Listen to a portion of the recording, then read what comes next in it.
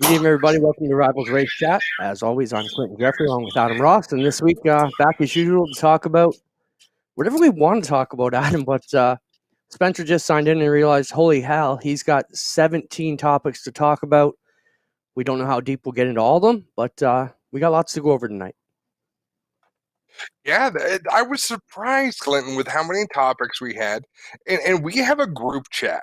So it's you and me, and we have a lot of group chats, but the one that we use for this show is you and me and Spencer. And throughout the weekend, we'll throw things in there. And I think you probably put more in there than I do or Spencer does. But it's kind of okay, put this on the list of things to talk about. Put this on the list. And things just kept adding up and adding up.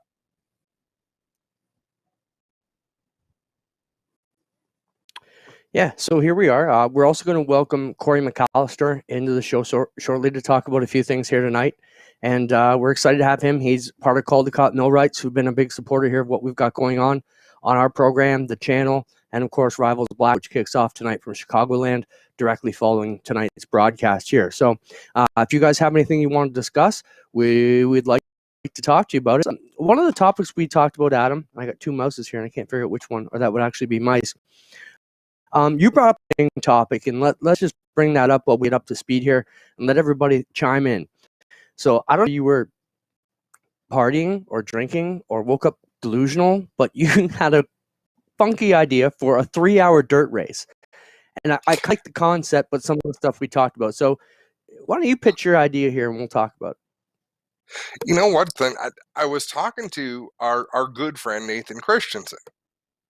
We chat on Facebook quite a bit, and he was talking about what a great race he was enjoying from Sebring. He really enjoys these endurance races with different classes on the same track at the same time. Some of these events, you race through the night, so you're racing in the dark. There's a lot of twists and turns that you don't normally have in regular racing. So I don't want anyone to think that my ideas are original, because quite often they're not. You know, you have a conversation with someone, you think, well, why couldn't we do this on asphalt? And we've seen some good enduro races, but enduro races are chaos. But what would keep you from running 3 races on the same racetrack at the same time? So take Weekend Speedway for an example, because it's nice and wide. What would be wrong with putting 30 mini stocks, 30 thunder stocks, and 30 dirt sportsmen on the track at the same time to run a 3-hour enduro race? Whoever can, it wouldn't be your traditional stock car race. Who can turn the most laps in that amount of time, and attrition would be huge, but I think it might be interesting to watch. So this is where the discussion part of it comes in, and it took me a couple minutes to go back to our discussion from Saturday. I realized how much we do talk. You said, run it like an enduro, no yellows, and my immediate thing as the mayor said, that won't fly. And you said, can't have traditional yellows because it's an endurance race. I said, there's no way guys will put their cars out there in that format. And you said, let them stay home. And I said, do you think a guy like Dave Bailey's going to enter his car in an enduro? And you said, yep. And I said, this is going to be an epic fight for Tuesday's show. Whatever you're smoking, pass it this way. You said, try this on. Well, they can do it with $500,000 prototype cars, but not Bailey's street stock. And I said, that's apples to rocks. And why? And I said, road course is totally different animal. And you said, because I said, more space, more runoff. The crashes rarely end up in the racing groove. And, you know, versus guys who put money into their car instead of feeding their families. And you said you can't be a pussy your whole life. And I said, I want you to say that on the show. And you said, no problem. So here's the deal. Interesting discussion, nonetheless. A road course has much less room than an oval. There is sure, there's runoff when you go and hit something hard and you're done. But as far as racing groove, a road course has much less usable racetrack than an oval does, particularly an oval like Ohsweken. That's just my thought. I think it could make for a real exciting concept. Could be a lot of fun to watch. Certainly an interesting concept. Let us know your comments here. We want to know what you guys have to think about that. We have a ton of stuff to talk about, but we do have our first guest with us. So before we waste any more of Corey's time, we'll bring Corey McAllister in now from Caldecott Millwrights. He's got his race car in the background, which we appreciate, and Corey will take a second to get oriented there. And it happens to us every week, too, when we go split screen. So, Corey, welcome to the show. Thanks, guys. How are you today? Oh, we're good. Clinton and I have been fighting all day long. This is just the first time we've been able to turn on cameras and do it. But thanks so much for taking the time to hang out with us, Corey. Yeah, right on. Thanks for having me. So we're looking at a race car in the background. Last time we saw that beautiful race car, it hit the wall hard at Flamborough Speedway. Andy Camrath was pretty sluggish getting out of the car because he had got his bell rung. What state of repair or disrepair is that car in today? It's down at SCR. It's getting in pretty good shape. It's not as bad as what a lot of rumors said. It's amazing what rumors do in racing, but no, Sean's getting her back together, and it'll be back on the track in 21. This one behind me, that's our other car, and we're geared up to run with 2 super stocks this season, and this one never seen the track, so we're in good shape. We're ready to go.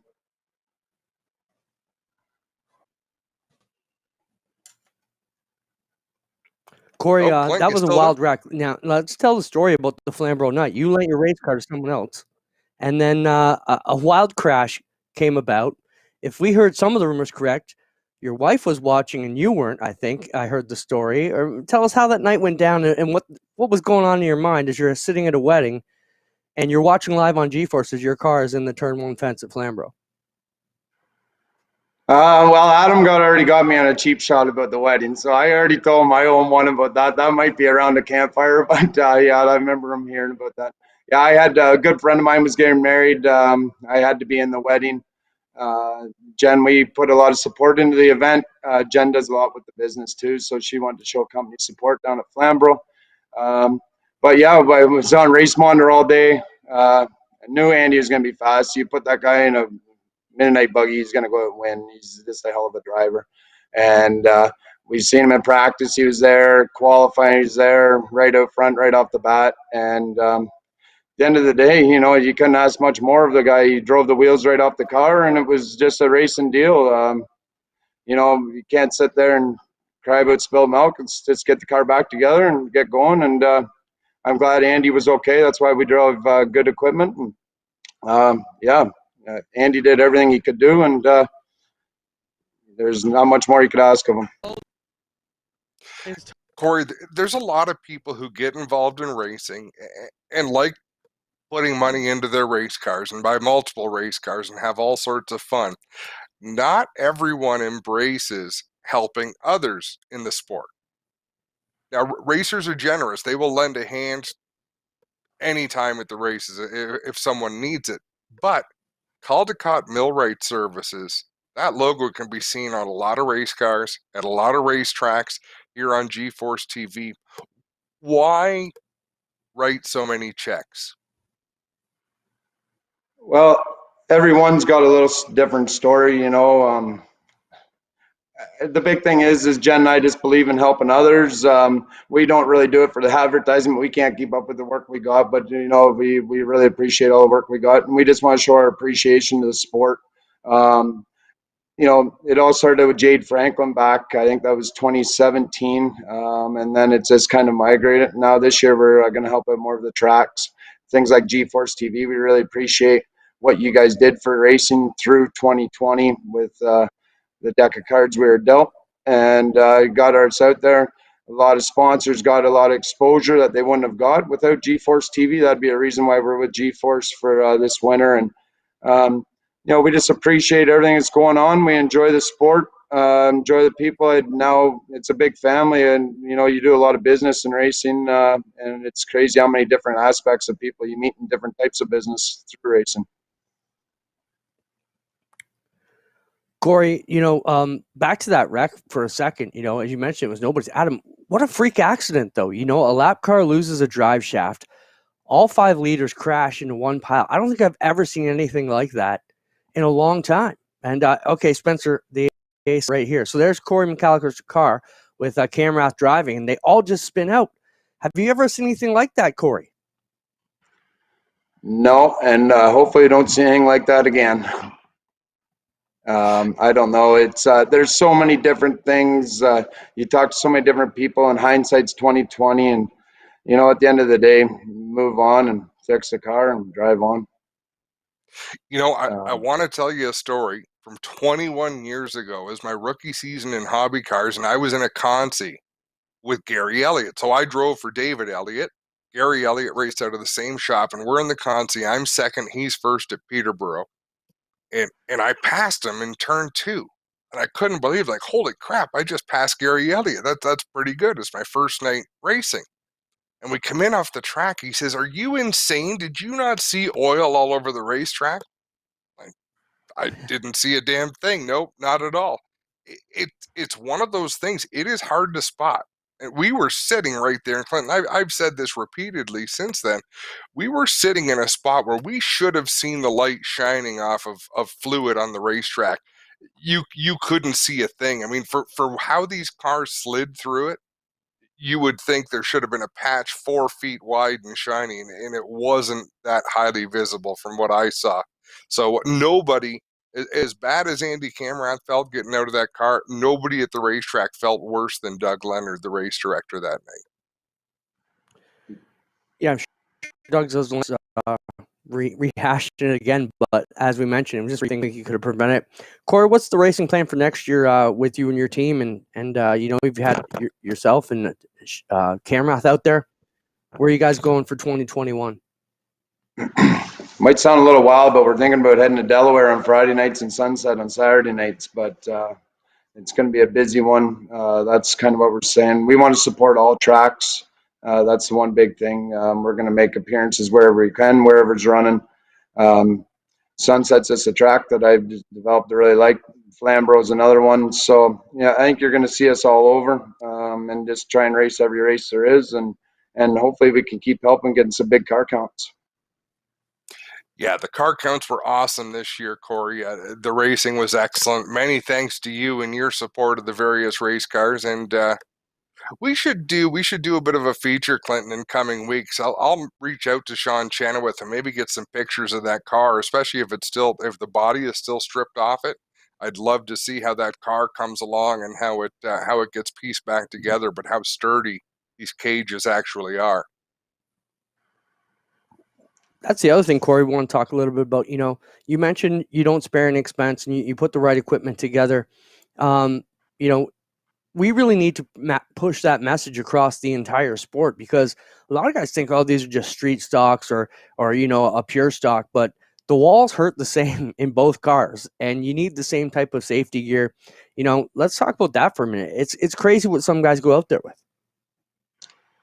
Yeah, at the end of the day, I think none of us are on a racing salary. We all got to go to work Monday morning. So I don't know, to waste money. Everybody's got money for an $800 set of tires, but they don't want to put a Hans device on, or so be it, a good seat or belts or I don't know.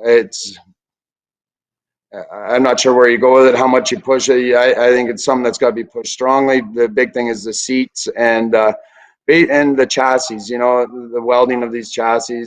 And it's not so much in the late model classes and the super stock classes. I find more coming from a mini stock class. It's probably the lower classes that are, getting built in sheds and things like that. And it's something that needs to be strongly enforced and pre-tech before people do get hurt. Yeah, well said. Corey, well, we don't want to keep you all night. We really appreciate you coming on. not just because of your support of the show. We did want to talk to you about the super stock accident, your fleet of race cars. There's some exciting things in the works. So thanks so much for your time tonight, Corey.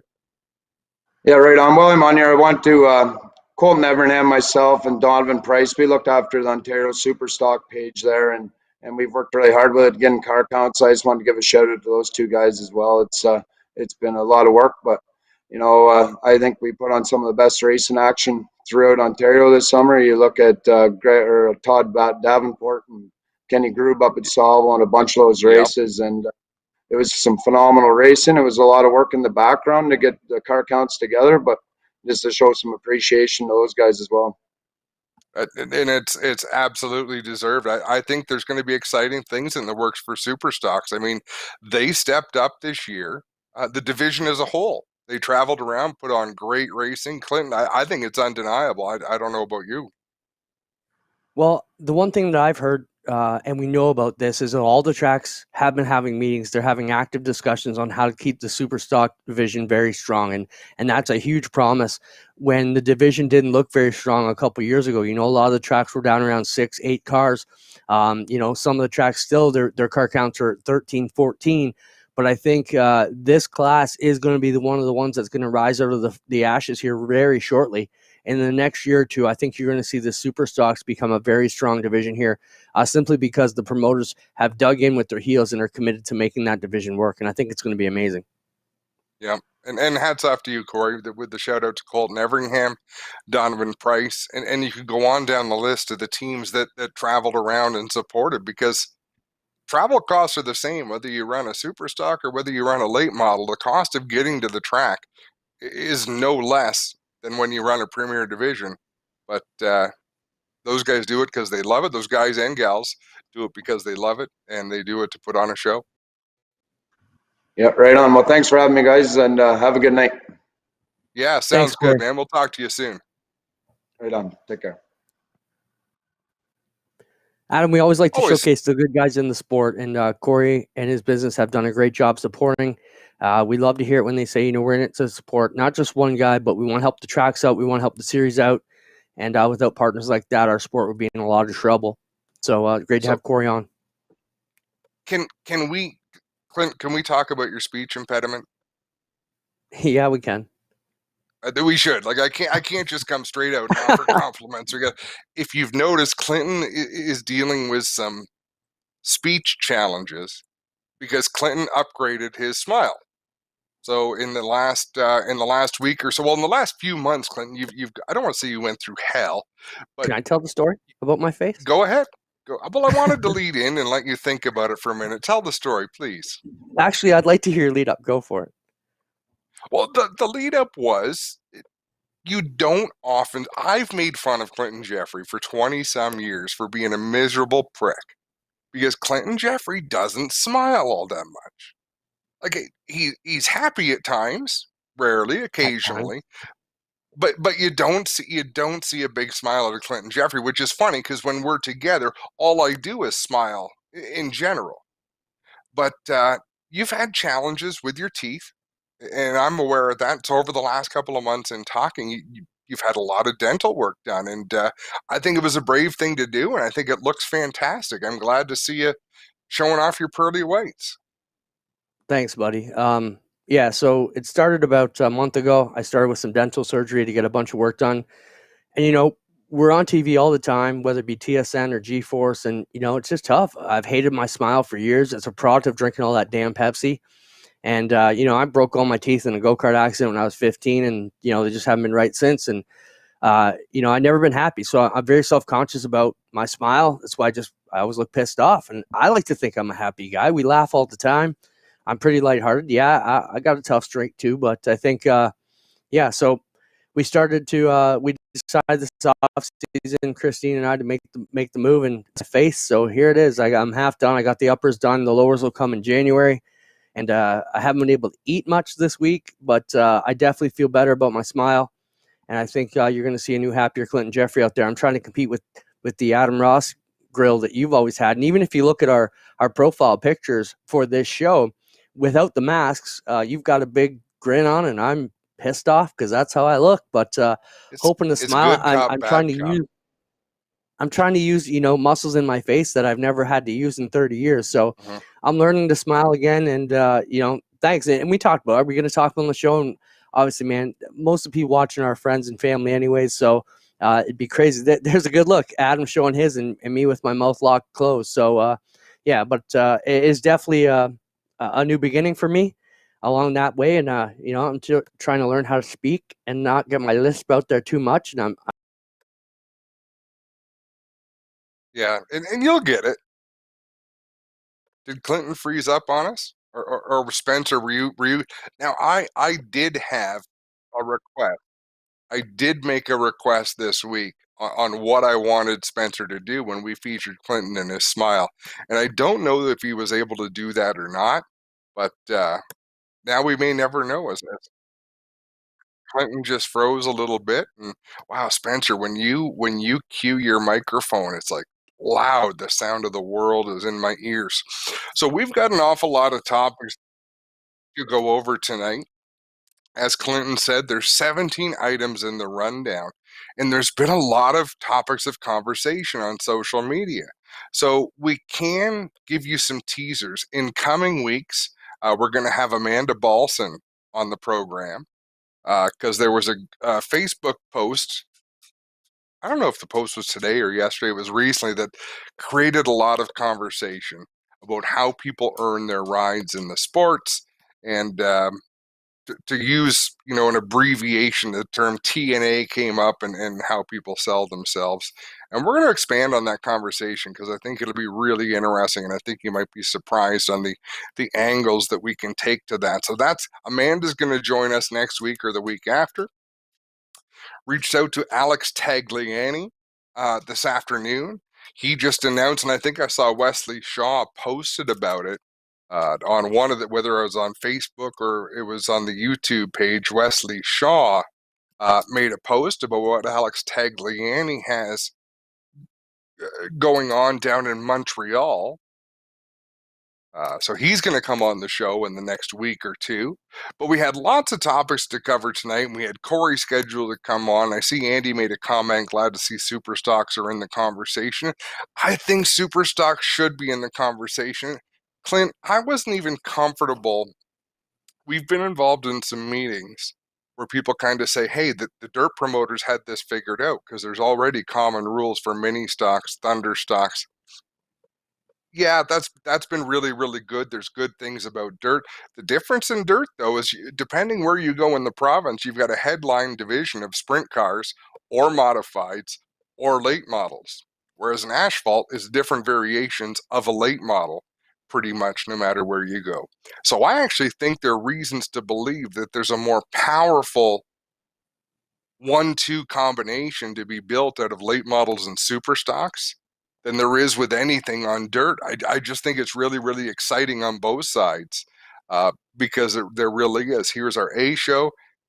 Here's our support class. I don't want to call them a B show, but here's our support class, and they're going to put on a dynamite show, and they could have a really exciting product because the promoters on the asphalt side are getting in the same room together, having conversations, and working together. Yeah, from being on the inside on the dirt side for many years, I think I have seen that attitude change on the pavement side. You've got a lot of good people running the speedways now, and who are willing to work together because they see a common goal. And there's some great people behind the scenes helping spearhead that. Like a guy like Alex Nagy, he gets them once or twice a year at Jukasa, but Alex has been up through this racing world one side and the other, so he can give a lot of insight and a lot of direction to help guide these tracks and pull them all together to a common set of rules that are just going to help that division flourish. And it's great to see. And hopefully we have some great news to announce here in the coming months for the super stocks and a lot of other great programs that, we've been privy to that are going on. So super excited about a lot of things happening. We've said this for a couple of years, Clint, and I continue to mean it. Local race fans here in Ontario have a lot to be excited about. There are some great things going on in Ontario that is not happening in any state Let's jump way ahead. Do you want to talk about the Governor's Cup now, or do you want to wait till we get No, to we it? can. Sure. You know, here we are having events, having specials where people have to qualify, and there's a world-class race that drew 16 cars. Yeah, and some of the best names in late model racing, and that's, Bubba Pollard goes on and wins it, but only 16 cars. So what's the deal there, Adam? Is it COVID?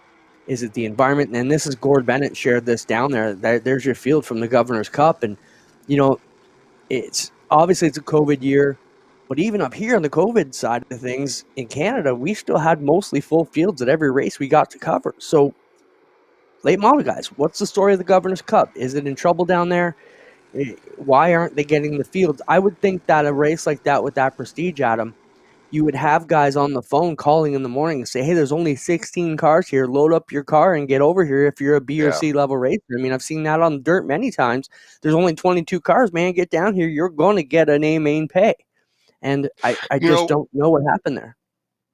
With very little knowledge about the Governor's Cup, I will admit I have not done my homework, not done my research, but people like running series these days.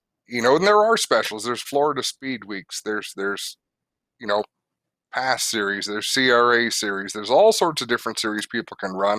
And then there's races that you circle on your calendar, right? The All-American 400, the Snowball Derby, big events that people want to go to, the Canadian Short Track Nationals. There's going to be events that fall through the cracks, Clinton. I believe that. Well, it's up to the racers to get out and support the ones they want to keep, because if you're putting out those types of paydays for the major events, you're not going to keep getting them if the car counts don't warrant it. And I mean, even from the lower side, look what we did. We used to bring in 358 modifieds and put them on our biggest World of Outlaws show. When we only got 14 guys after 3 years in a row, we just said, hey guys, we need to bring in a division that's going to pack the place for us. And, and can bring us a full field of cars when you got all these other guys who want to be a part of a show like this. So, tough to see. Switching gears, did we get into the hangover? Because I got cut off there for a minute. No. Did we get any of the hangover talking? Nope. I was talking, but I was talking to myself offline. The hangover's back, Adam. They're going to bring it over to Land of Legends. Tanner Robinson and Paul Cole have partnered up to bring back the Hangover Double Shot, they're calling it. 250-lap enduros. They're going to be run with 4-cylinders and 6-cylinder cars. And this was a huge success at Ransomville for a lot of years. We went down. We'll have to dig out some old footage as we get closer to it. I know you and I went down there about 15 years ago with a video camera, and we had a hoot. Shooting one of our first video productions ever was The Hangover, and we were just messing around and had a good time. And, it was a wild affair and greatly attended on January 1st. So it starts, you got to be there like 8, 9, 10 a.m. On New Year's Day. And man, it was packed at Ransomville, and I have no doubt that they're going to have just as good of a successful day at Canandaigua this year.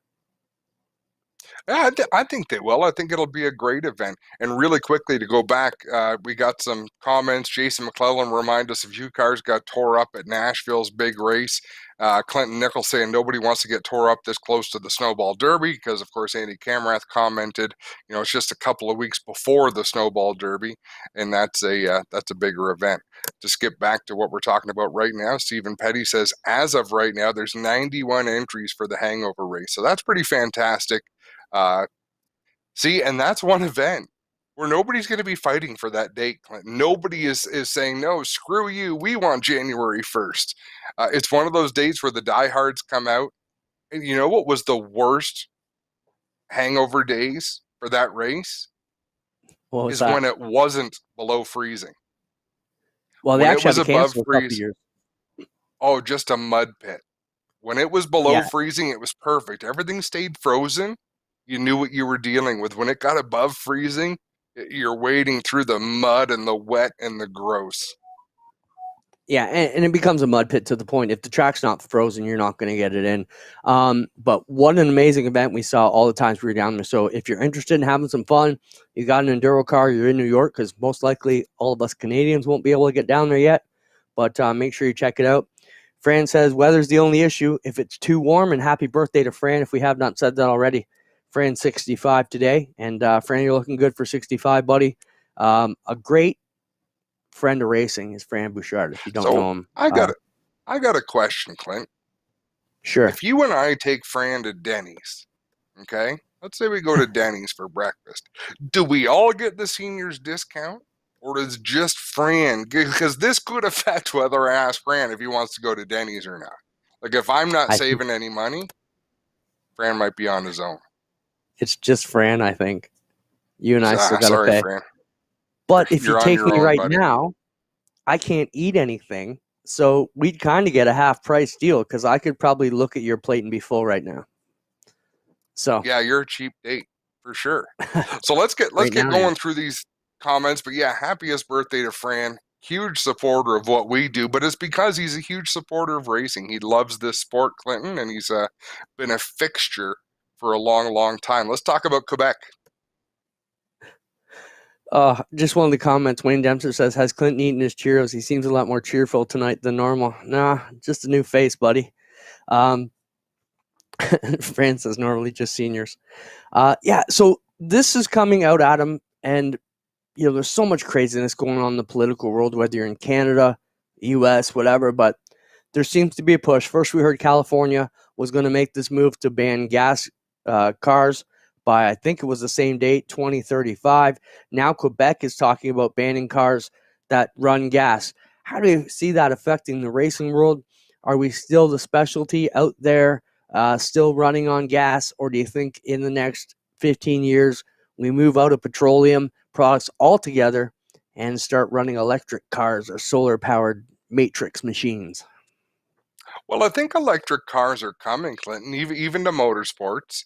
But I think we're a long ways off from doing away with gas-powered race machines in the province of Quebec. Motorsports is a big deal there. And I'm sure there'll be some grandfather clauses, but yeah, it's something we definitely want to keep our eyes on. And Spencer, if you ever rate Formula E again with an exclamation mark as though you're super excited about it afterwards, I will reach through this computer screen. I like Formula E, except it's not quite loud enough for my tastes. But, I often thought about where are we going to be when cars are totally autonomous? And there comes a time when nobody's driving themselves anywhere anymore.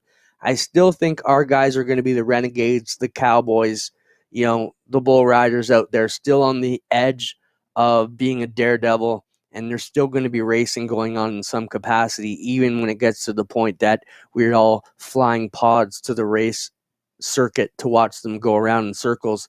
And I think we're still a long way away from the sport being in that kind of major trouble. But it begs the question. That's right. In seriousness, there will be people focused on that. And there will be people trying to see where racing goes in the next year or 2 years. And we're all along for the ride. The sport has evolved a great deal. And there's lots of things, Clinton. 30 years ago, who would have believed there'd be mufflers on every race car on the racetrack? Now, they're not your passenger car muffler, but every one of them. Not everywhere, Virtually everywhere. but a lot of places. But people would have said, "Oh no, you're crazy. You can't do that to a race car." Well, they're doing it, and there's decibel rules at different racetracks that people have to accommodate. So there's a lot of things like that go on. Yeah, there was a time when the ESS even had a muffler rule where they were all running them in an effort to try and get the decibels down. A couple quick questions about the Big O. Yeah, you've all seen a lot of the improvements going on at Arshweekend from the pit road. I mean, I did a video last week. Dale Callan took some pictures. Constant improvements going on. The video VIP suites are coming together nicely. We're anticipating going back. We're waiting to get everything rolling. Glenn's attitude is when lacrosse and hockey get back together, then we'll be ready to race as well. So we're hopeful we get over this and we can get back to it by the time the spring rolls around. But, in my role, Adam, we're basically full steam ahead. We're still planning schedules. We have meetings every day. I have not stopped. It's not like we sit at home and do nothing during this situation. We still have to plan like everything is a go, or else we're going to be found. We're going to find ourselves in a bad spot, unprepared, when the curtain finally does lift off this terrible COVID deal we're under. Moving on, Chili Bowl, Adam, is the next one to be affected by attendance reductions. A major event been sold out for years. they're down to limited attendance this year. I believe the number's 25%. So they've asked fans, if you're not coming, let us know. And they're going to try and do it that way. And I think that's an interesting way. You know, a lot of their fans may say, hey, I'm not coming. So they've asked their fans to just communicate and say, hey, I'm not going to be able to make it this year. I don't need my seats. And, you know, that's an interesting way. I think they're handling it right in a way to keep all their fans happy. And if they're lucky, 75% of them will voluntarily stay away and they won't have to have a lottery or make anybody angry. But a tough deal. And I think everybody thought that 2021 was going to be a whole new year. Well, the Chili Bowl's starting us off on the wrong foot, if you can say it that way, in that one regard that we're still stuck in this pandemic problem. Yeah. Yeah. And I think and of course the Motorama show being canceled for next year. So we're seeing some things through what is normally our off season that have changed. The other big news for the Chili Bowl is that it's going to be streamed by Flow Racing. It's been a Racing Boys stream for many years, pay-per-view. I've sent my money to the Racing Boys for a number of years, and now it's a Flow Racing production. Yeah, I wonder how that affects Scotty and those guys. I'm assuming they would still be doing their audio broadcasts, possibly. I don't know. We'd have to talk to Scotty and see what's going on down there. But back to the Chili Bowl attendance, though, like they packed people in there. So if anyone was going to have to do some distancing, it was going to be the Chili Bowl because they couldn't possibly put any more people in that building. No, that's for sure. The nice thing is it's a manageable number. I mean, even that if that building is jam-packed, not including the race teams, what can they put in there, Clinton? 4,000 people? I don't even think they could put that, maybe half that. Yeah, I'm not sure. I've been dying to get down there, but obviously 2021 won't be the year we get down there. I believe this is the anniversary weekend of PRI too. You know, that was a big deal in Indianapolis. We all should have been in Indiana this weekend as I try and learn to spoke. So that was interesting. And let's move on to the Burger Barn video of the week. I was going to say it's the 1-year anniversary of my worst hangover ever. Yeah. I've never been that sick in my life. Hang around some of the super late model modified drivers drinking Irish car bombs got me in trouble. But we lived to tell the tale. But that 11-hour ride home was not fun. Burger Barn video of the week. For a week after that. Yeah, I didn't touch alcohol for a long time. Still not a friend of mine. This is something we see in sprint cars all the time. They roll up the fence, and Barry's car got caught up there at Baps Motor Speedway on the weekend. And throw up that video, Spencer. Thankfully, we haven't had to do this in a long time at Ush Weekend or anywhere around here in Ontario, but this can quite happen. Look at the banking. Look at what they're trying to do here to get this car off the fence, Adam. That is insane. So they're on the back side of this is the outside of the racetrack. Yeah. That we're looking at. So they've got a front end loader inside the racetrack. There's so many things that go wrong here, though. You know, you're trying not to do any more damage to the car. You're trying to keep your catch fence intact. You're trying not to rip down your guide wires. You're trying not to bend the poles. And still, wow. And this happens quite a lot in sprint cars, but it's funny, we were talking about last week and said my dad used to say cats sprout wings and fly when no one's looking. Well, so do sprint cars, and there's a good example of it. Good job, they managed to get it down, but pretty wild to see the car hung up in the fence. And imagine trying to get the driver out first, but this is the video that was shared to us. Quite an interesting deal. Sprint cars can never be fun on some days. Also, when someone points out that Baps Motor Speedway is actually Susquehanna, can we keep racetrack names? Like, is there really a super reason to change names from Canandaigua to Land of Legends, from Weedsport to Cayuga County Fair Speedway, back to Weedsport again? Middletown. What was wrong with Middletown? Orange County Fair Speedway. Oh, it's too much. Well, that was the first question I had for Terry Vince when he took over stewardship of Humberstone. Are you going to call it Humberstone? He said, yeah, why would we change that? We got all the history. I mean, even, Southern Ontario Motor Speedway, we still affectionately call it Buxton when we're talking about it behind its back. In messages, we're going to Buxton. Nobody says Southern Ontario Motor Speedway. So, pretty wild. So we got a lot of I teased. Yeah, I teased this next topic because I mentioned we're going to have Amanda Balson on in coming weeks. So maybe we want to skim over this next one, give a couple of thoughts, but because I think we can have a real meaty conversation with lots of comments on this next one. Well, let's just get everybody maybe geared up there. Feel free to jump in if you want. There's been a lot of, in the recent years, and I guess it's gone on for a long time. Someone on our Facebook group messaged. I'm trying to be politically correct here and not say the wrong thing. It was a young driver who hadn't really paid their dues and was getting an opportunity in ARCA and trucks because they had backing. And it begs the question, well, what do you got? Do you got money? Do you got talent? Do you have both? And it seems to be a big epidemic. And I'm a big believer, and that's what's wrong with a lot of the major sports right now, i.e. NASCAR on the major levels, is the fact that these guys are buying their rides in, and girls too, without a significant fan base. And we talked earlier, like our buddy Stuart Friesen, I think, is the poster boy for what NASCAR needs right now. He's won a ton of big races. He's paid his dues since he was a little kid.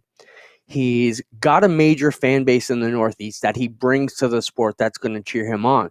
That's where all these guys came from. Dale Earnhardt grew up racing in the Carolinas, had a fan base, brought it to the sport. Who started it for you? Came in. Who started what? Who was the first driver you can think of? Like, wow. Not that they didn't pay their dues, just like I don't know who you are. Who are you? Like what are you about? What's your story? Why should I buy your shirt? Why should I wear your hat? I know who it was for me. Who? Joey Logano. Okay. Yeah. They I think it was right around that era.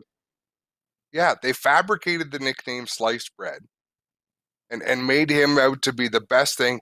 And he's lucky because when he got behind the wheel of the 20 car, he did not perform. He just didn't. Thankfully, he got another grade A level ride. But Joey Logano, that was the start of the, I don't know what you're about, so I can't really get excited. You could get excited for Dale Earnhardt, who cut his teeth racing on the short tracks in North Carolina. You could get excited for Mark Martin, who ran ASA, who took a run at NASCAR, who went broke, took another run at NASCAR and got his break. Kenny Schrader, who's a barnstormer who'd been everywhere. Like all these drivers where you know where they came from and they cut their teeth before they got there. One big problem NASCAR has, and I'm a fan of Chase Elliott. I think he's a great champion. I think he's going to represent the sport well. But if you don't have the last name of someone who was a superstar before you, you're not really crashing through too many doors. You look at Elliott, you look at Ryan Blaney. Again, I like the kid. I think he's got his head on right. He's a good race car driver. But boy, oh boy, when you see how linear the opportunities are to where if your dad didn't get his foot in the door, you may not get your opportunity, right? Like for every ride that Harrison Burton, Jeb Burton, Ryan Blaney, Chase Elliott, all these people, for every ride that they're occupying, that's someone who may otherwise be deserving who's not going to get a chance. Look at a guy like DJ Kennington, or back to Stewart. A lot of people say, oh, those guys are too old. I think they're in their prime. They built up this crew of fans who are going to back them, who are going to follow them, support the sport, go out and cheer for them. A guy like Kennington, he's prime for the picking right now. Multiple champion, won a ton of races. I mean, experienced. That's what NASCAR used to be about. You used to have to work your way into it. Very young guys were getting into it. And so, I think that's one thing the sport has to look at is age is just a number in racing more than ever, and I think they need to start looking at that and start building the fan bases back up. But I mean, when you need car count, someone's got $20 million, you're going to take it and give them a license, right? Where things really started to go wrong in racing is where you didn't make your money by winning. Winning needs to be the goal. Like these drivers, the ones who have contracts are getting paid no matter what. Sure, there's bonuses, but they're already going to be rich. And the ones who aren't getting paid, who are actually paying to race, well, that's not going to change either. I want to see someone go out there and not wonder, ooh, are they going to move him? Oh, are they going to give him the bumper? I want someone to say, you know what? If I don't give you the bumper, I don't know how I'm going to pay my rent next month. Hit the son of a bitch. I got Gary Blue's book here behind me, and a lot of those great stories are like that. They had to win to get home. So, sorry, buddy, but you can pay me back next week, but next week I'll have enough money to get back to the province or state I came from. So, no, take it back out on me. But a great discussion to have. We're going to bring on some racers next week who can talk about that. You mentioned Amanda Balson, and maybe you want to talk about why you would bring Amanda on to talk about that on, because people may think we're picking on Amanda or putting her in a bad basket, but you have a purpose for why you can talk to Amanda about that. I think Amanda can speak for a lot of females in this sport because she has been there. She's also battle tested. Amanda is a racer. Amanda Connolly was a hell of a race car driver. Amanda Balson is a hell of a race car driver. So she's tough in that regard. She's well spoken, and I think she can throw. She is articulate, so she can put together a thought and sell it.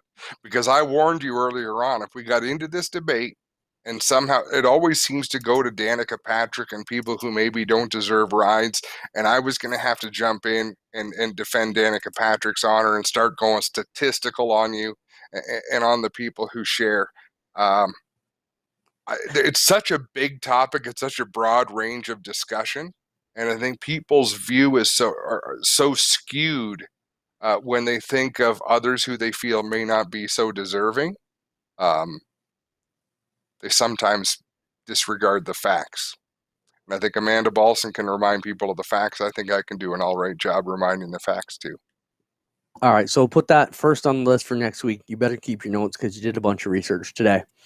Moving on, some other cool things going on. J.R. Fitzpatrick, we tried to get him on the show today, but you said he's one of the toughest guys to get a hold of. He had a cool promotion going on with partycasino.fun lately, and I think this is a really cool giveaway. Show what they're giving away, Spencer. You had a chance to win one of J.R. Fitzpatrick's helmets, all decorated up, and I think it looks amazing. And one of our racers, Darren Dryden, actually painted them up and got them all together, and he did a great job on them. So I think that's a super cool giveaway that you can win an actual racing helmet, just like J.R. Fitzpatrick. So what are your thoughts on that? Partycasino.fun. Pretty cool. Yeah, I thought it was really neat. We always love cool like giveaways. That. Yeah. You got to think outside the box. While we're on the topic of NASCAR still, let's look at NASCAR's next-gen car. Some of them came out. There was a lot of hot topics of discussion. I know where Fran, the birthday boy, stands on this. Doesn't like it. Says, bring me back the Mustangs, Camaros, and Chargers. Or Challengers. Let's talk about this new car, Adam. It's starting to look a lot more like an Australian touring car. Obviously, it doesn't have a generic nose or tail on it, but the body contour is about the same. And the other big thing there is the single lug center wheel. So interesting. I kind of like it. I mean, progress is going to move on. We're not racing, the Monte Carlos from '83 like we did. That's why when iRacing brought it out, it's a nostalgia pack because it's from the past. But I'm all right with the single lug. I understand where a lot of the traditionalists do not like it, but I think it looks pretty cool. You know what? At first, I hated it, Clinton, and now I really like it, and I'll tell you why. Loose lug nuts have become a real problem in the last few years. It's a real safety concern. I think, I'm one to say these cars are safer than they've been in many, many years, but when you do a 12-second pit stop and let a car go out with 2 lug nuts on it, and they got to find that out by a wheel coming off and possibly causing a big, big problem. I think this is a better system. Slide it on there like that, if the one lug nut's on or off, and it looks kind of cool. Yeah, and you hear everybody talking about how many tires are going to fall off at Daytona. Come on, guys. They've been running these on Indy cars, touring cars, endurance cars for years. They've got the technology down on a single lug. It's not like somebody said, hey, let's put one lug on and figure it out. Hell, we even run them on our sprint cars weekly at the Big O. So I I think it's cool. I think it's going to be awesome to see what these guys get to do when they finally get in these new cars. Technology's coming, and you got to keep moving. The thing that's scary about it, Adam, though, is what type of cost savings are they putting in for these teams? Obviously, they're already multi-million-dollar teams, but with these new, types of cars, how far down the line does that push the cost for the teams? Because that's something industry-wide, from the most well-funded teams to the Saturday night specials. We as a group have to watch. Yeah, and I think the nice thing is none of this trickles down through the ranks, Clinton. The Cup car is a Cup car. Cost saving, cost adding. The best thing that NASCAR did for value for their team owners is the charter system. And I still don't fully understand it, but what I like about it is every time you ever saw a race team go out of business over the last 30 years, there was an auction and they made pennies on the dollar for all the equipment they had in the shop. At least with a charter system, you're selling value. So when someone like Michael Jordan comes along, someone can get real money for the race team that they've got, and not so much for the equipment that's inside the shop. And I think that provides some protection to these team owners. So I actually think there's things that are going on that might be good for the sport, which is a far fetch over whether one lug nut's going to bring added cost or reduce costs. But I think if you add value for a team owner, then the smaller costs just become a cost of doing business. Right on. Moving on. U.S. racing tours in Canada. We've talked about this tons of times, and now I see it on the run. I'm like, oh, we're really going to go over it again, and I put it on there. We constantly get talks about, hey, our USAC going to come up? Our World of Outlaws coming back?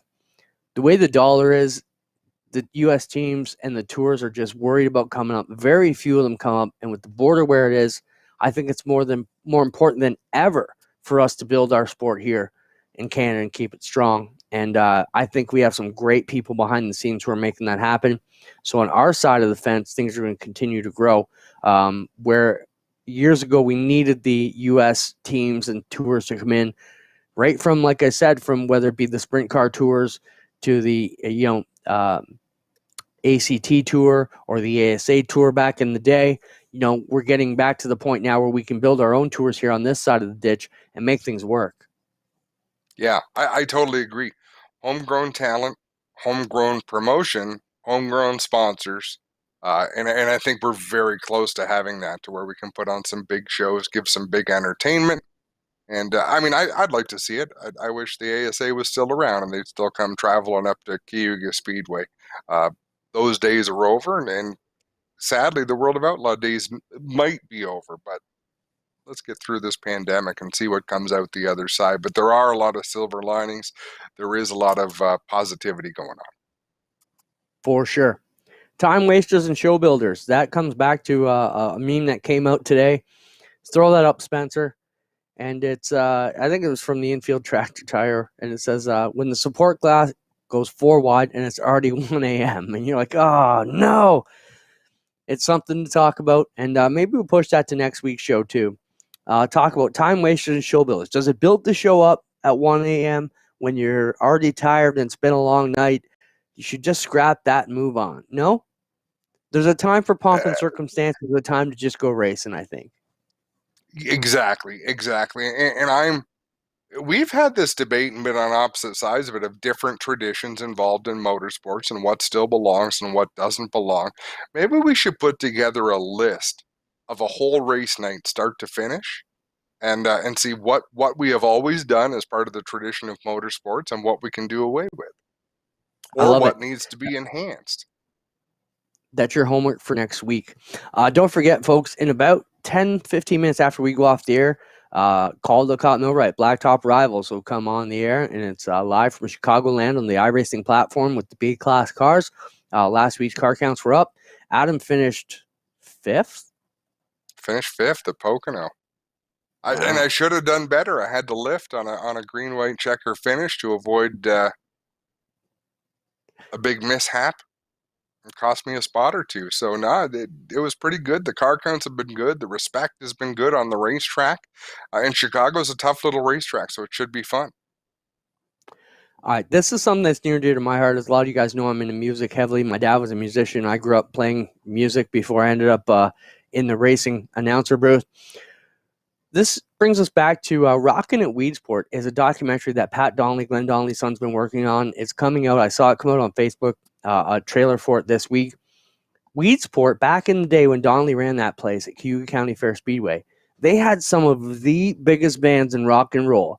We're talking like Motley Crue when they were Motley Crue. Not on the way down, not on the way up. When they were at their prime, they had some of the wickedest concerts around. Played the teaser, Spencer, and then we'll come back to talk about some of the cool stuff that's going on. I think I sent you 2 videos. Run them if you got them. Long before amphitheaters, cell phones, and social distancing, people came together from all walks of life to enjoy a Woodstock atmosphere, not just for days, but decades.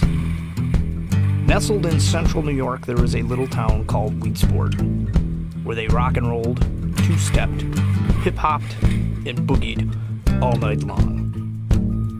People came from near and far to come stand in the rain, mud, and dirt to witness the very best bands in the world at the peak of their careers.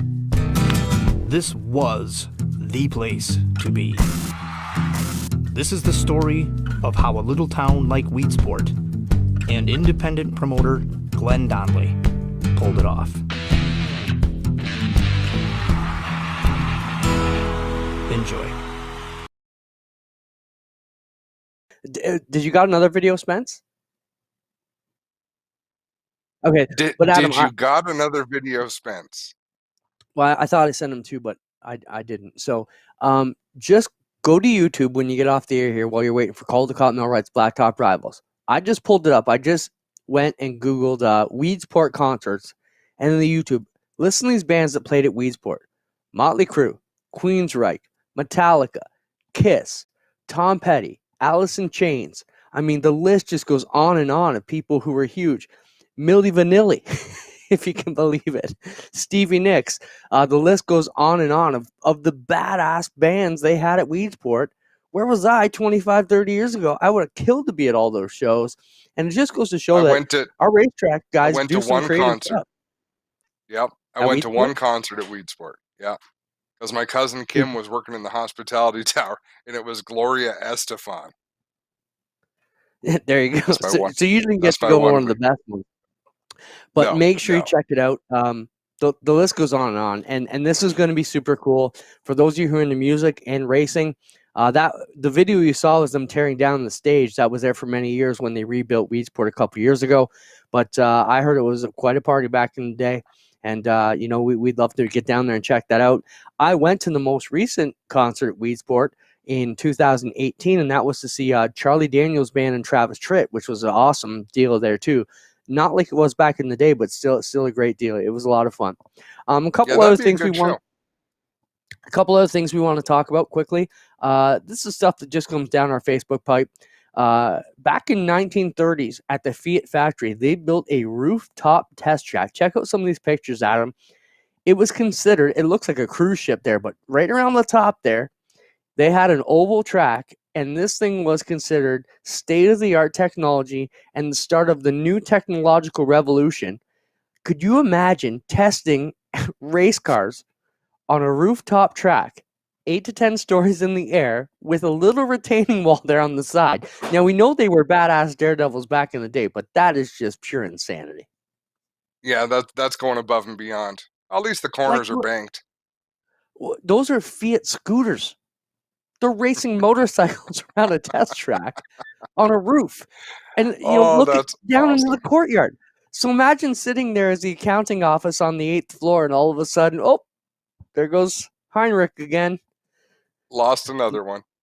Crazy what people did back in the day. I think that's interesting.